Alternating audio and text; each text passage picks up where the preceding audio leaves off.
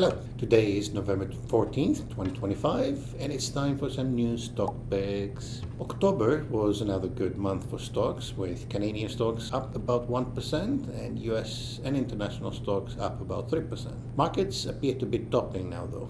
Gold and gold miners, after a spectacular rise this year, reached the high in mid-October and have pulled back a bit since. Other signs of markets topping would be a small pullback in the Nasdaq and the AI stocks, as well as a pullback in Bitcoin, which has served as an indicator of whether the majority of market participants are bullish or optimistic or bearish, pessimistic about the future, especially near future. As equity valuations remain elevated, we would not want to buy equities indiscriminately, just good businesses at good prices. My first stock pick is Berkshire Hathaway, symbol BRK.B on the NYSE. Berkshire Hathaway is Warren Buffett's company. It is a conglomerate with operating businesses such as insurance, such as Geico, transportation, like Burlington Northern Santa Fe Railway, reinsurance, utilities, energy, finance, and manufacturing. In addition to these operating businesses, Berkshire owns a very large portfolio of stocks and US T-bills. The market capitalization of Berkshire is about $1.05 trillion. The stock portfolio is worth about $314 billion and the T-bill portfolio about $382 billion.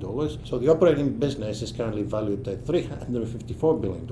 Operating earnings are about $49 billion, so the operating businesses are valued at just over 7 times earnings. That makes the portfolio of operating companies very cheap. While conglomerates can trade at a discount to their breakup value, Berkshire, with Buffett in charge, has almost always traded at a premium. As Mr. Buffett is slowly stepping down, there is no longer a premium priced in the stock. So if he died tomorrow, if he completely stepped down tomorrow, we wouldn't be facing a big sell-off in the shares due to a Buffett premium disappearing. The main thing to worry about is how his massive estate is going to be liquidated. I'm confident that there are plans in place to not have too many of his shares hit the market all at once. This is a portfolio of good businesses trading at good prices. Perfect. Let's buy it. My second stock pick is a financial services company, FactSet Research Systems, symbol FTS on the NYSE. FactSet provides research and technology solutions to investment businesses. FactSet has been a very profitable business, generating a very high return on equity for a very long time, and its shares have traded at a very high price to earnings ratio.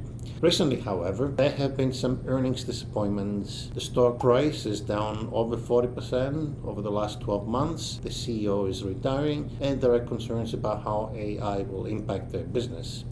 These are legitimate concerns. However, the stock is now trading at 15 times next year's earnings. That compares very well with the average PE over the last 10 years for the stock of 31 times and the PE of the overall market of around 21 times. Despite the earnings misses, this company is still expected to grow its earnings faster than the overall market, yet it trades at a lower valuation. And with the stock down quite a bit, it's less likely to get sold off if the market corrects. That sounds very good to me. My third stock pick is Viper Energy Inc., symbol VNOM, Venom, on the NYSE. Viper Energy engages in the acquisition of oil and natural gas properties. It owns, acquires, and exploits oil and natural gas properties in North America. The company is headquartered in Midland, Texas. This company's earnings are a lot less stable than the earnings of the two companies above, but with oil prices generally being low, despite all the inflation we've had over the last 5 years, potentially gives it more upside if oil and gas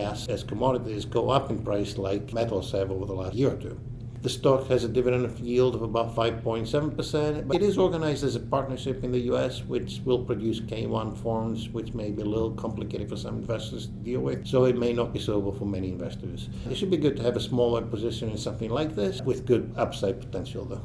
As always, if you have questions about whether these stocks fit in your portfolio or if you have any other investment related questions, give us a call. Thank you.